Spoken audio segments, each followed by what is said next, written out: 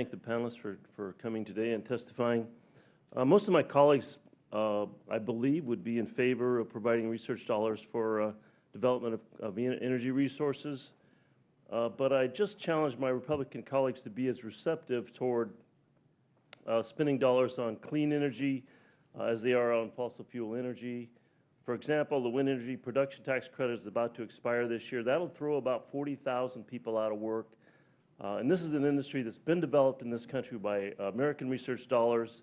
These jobs are going to go overseas, and they're going to be taken over, and this industry is going to be taken over by our competitors. So I think it's important that we keep that in mind as we move forward.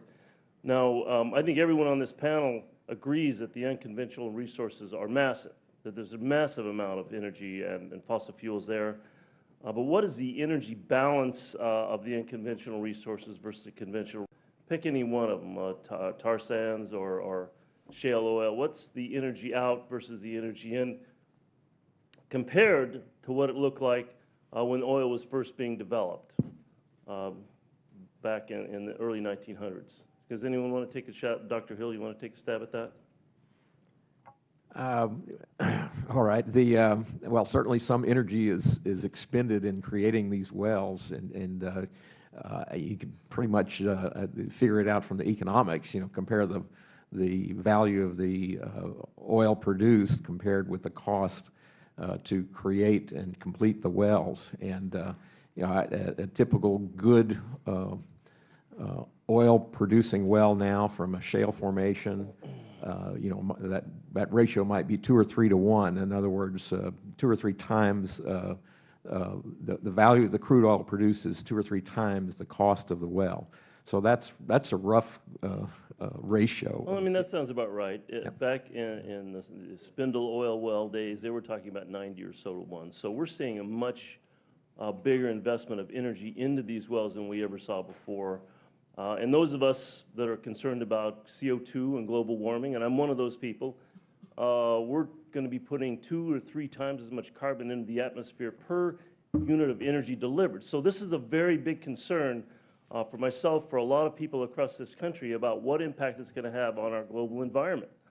And I think that's something that we need to consider as we move forward and the research dollars that are spent in this program to understand that impact and to find ways to mitigate that impact if carbon sequestration is part of the solution.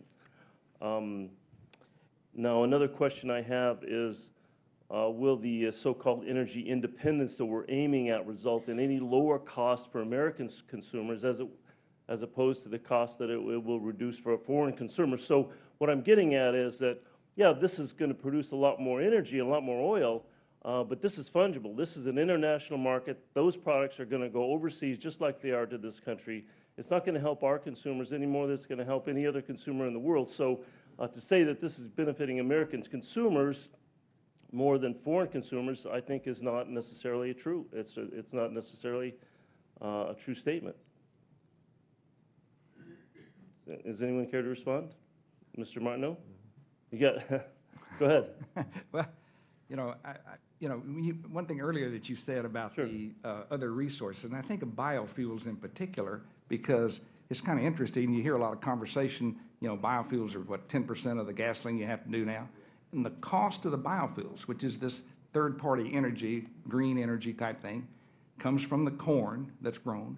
And they were talking about how much water it takes to keep that corn growing, which is the water that we're now talking about. How do we use it? We're using up all the water in fracking. A lot of it's being used up to grow the corn. The corn now goes into biofuels and doesn't go to the food, and so our food prices have gone up.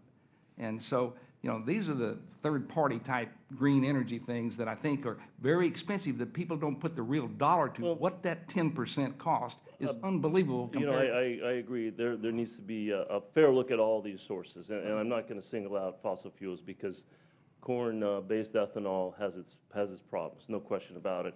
The last question I have is regarding to the industry's record for hiring veterans of this country. The wind industry has the best record of any industry of hiring veterans because of the transfer of skills.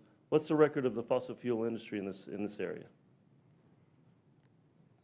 I'm not real sure, although I heard, and I'm not sure which group, they're doing a program I think it's in Houston. I'll have to find out, where they're bringing in all of the veterans, because the job increases that have increased in the United States recently because of the shale revolution is unbelievable. And they're putting a program together, and I can find out the name of it, but it is to ask veterans to come in, study how to be a roughneck, how to be a roustabout, either that or can they go to college and become an engineer or a geologist. So there are programs that are using veterans, and especially then, because we can't find people to go to work in all these shale plays that are going on right now. And I think your group in the wind industry, they can go to work in the oil industry. They're not going to have to go overseas. They can go right to work in the oil and gas industry. Mr. Chairman, I'd ask you to consider that a part of your bill, Mr. Hall, to give provisions, special provisions for training and hiring veterans if they're going to be used in this research.